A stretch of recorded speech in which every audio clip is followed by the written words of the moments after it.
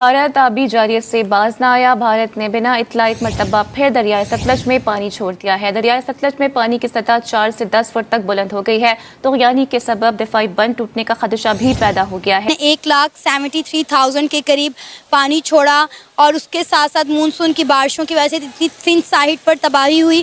आज तक हम उसकी भरपाई नहीं कर पाए। कितनी तेज़ी से ये पानी ये बढ़ रहा है और ये साथ ही ये स्कूल है, प्राइमरी स्कूल है, इसके अंदर भी पानी दाखिल हो चुका है और जहाँ पर लोगों को बड़ी मुश्किलात का सामना करना पड़ रहा है। तो हम इसके इंतजाम पहले क्यों नहीं करके रखते? फिर हम इंडिया को ब्लेम करते हैं कि इंडिया ने पानी छोड़ दिया, इंसानियत का ख्याल नहीं किया। अगर आपको पता है इंडिया भी पानी नहीं छोड़ेगा और अल्लाह ना करे डैम टूट जाता है तो फिर उनका जो थोड़ा बहुत नुकसान होगा। आपको पता है पंजाब का कितना नुकसान होगा?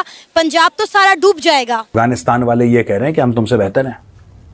बांग्लादेश ने इतने पीछे छोड़ दिया पाकिस्तान को कि अगर बांग्लादेश गाड़ी चला रहा हो ना, उदाहरण दे रहा हूं, एग्जांपल दे रहा हूं, फर्ज कीजिए बांग्लादेश गाड़ी चला रहा है तो पाकिस्तान रियर व्यू मिरर में नहीं दिखता। ये वो वाहिद हिंदुस्तानी वजीर आजम है जिसने माना है कि मैंने पाकिस्तान तोड़ने में अमली तौर पर हिस्सा लिया। जब बांग्लादेश टूटा उस वक्त कहता मैं अमली तौर पर उसमें हिस्सा मैंने लिया था।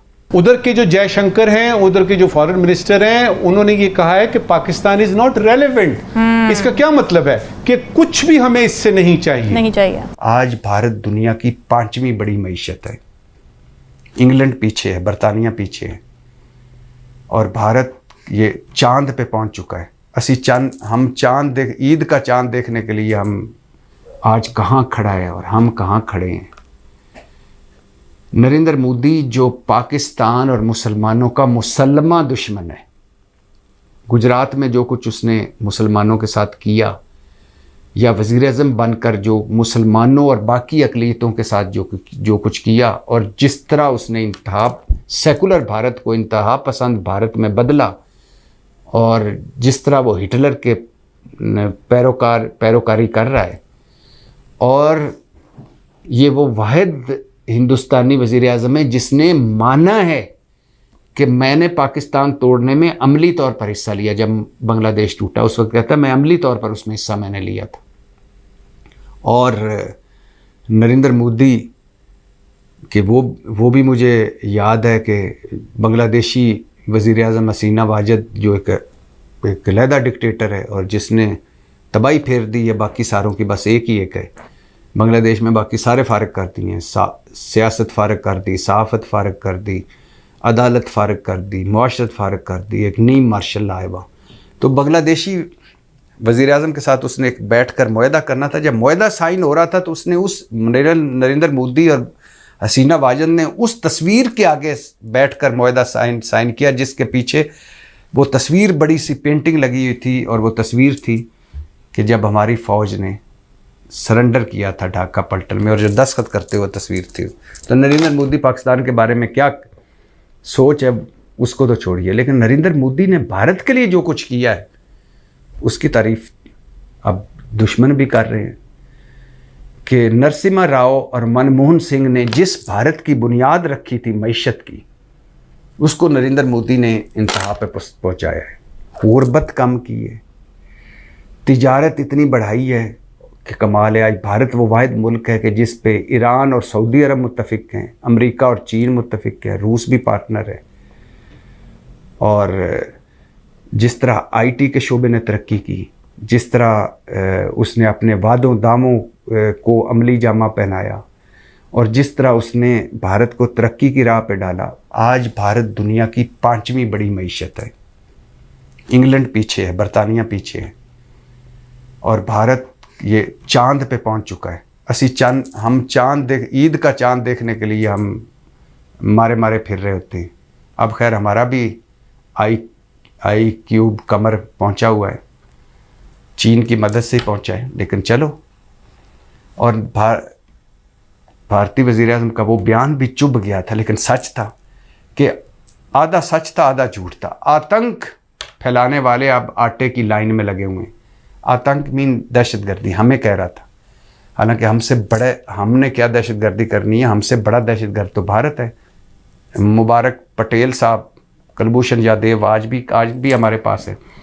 लेकिन दूसरी लाइन जो इसका दूसरा हिस्सा है कि अब आटे की लाइनों में लगे हुए हैं। शर्म आती है। किसान रुल गया हमारा, ज़राअत रुल गई, हर शोबे रुल गया। हमने पत्थरबाजी भी देखी, हमने सब कुछ देखा, वो सब कुछ देखा जो पाकिस्तान सिखाता रहा इंडियन साइड ऑफ कश्मीर को, वो सब कुछ हमने देखा।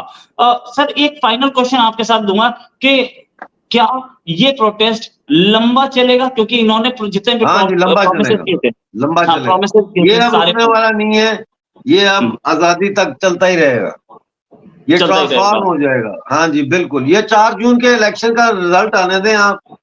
योगी जी ने तो वैसे भी कह दिया है कि 6 महीने के अंदर अंदर हम पीओजे को ले लेंगे, तो अभी ये रिजल्ट का वेट करें। आज क्या है, 27 है, 28, 29, 30 जनवरी, फरवरी, मार्च, अप्रैल, मई, 30, 31, तकरीबन एक हफ्ता, अच्छा 9 दिन, 9 दिन, तकरीबन एक 9-10 हफ्ता। दिन की, 2 हफ्ते लेके चलें, 2 हफ्ते पकड़ के चलें।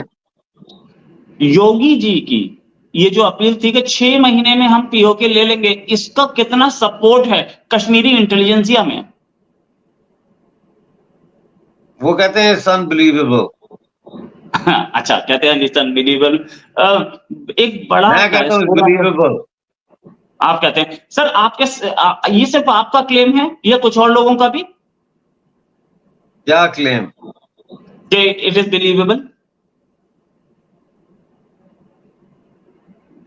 मैं इसका जवाब नहीं दे सकता। जाहिर है कुछ लोग कहते हैं कि बिलीवेबल है, मेजॉरिटी कहती है अनबिलीवेबल है, इसलिए कि जैसे 370 का भी कहते थे, दुनिया कहती थी हो ही नहीं सकता, 100 दफा भी मोदी जी आ जाए तो नहीं हाथ लगा सकता 370 को, तो हो गया।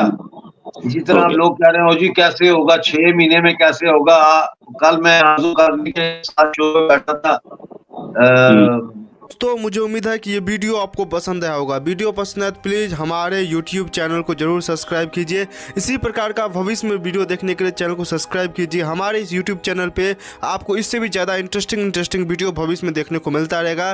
तो प्लीज़ हमारे YouTube चैनल सोच टाइम्स को सब्सक्राइब कीजिए, वीडियो को लाइक कीजिए, इस वीडियो को अपने दोस्तों के साथ जरूर शेयर कीजिए। नमस्कार, फिर मिलेंगे अगले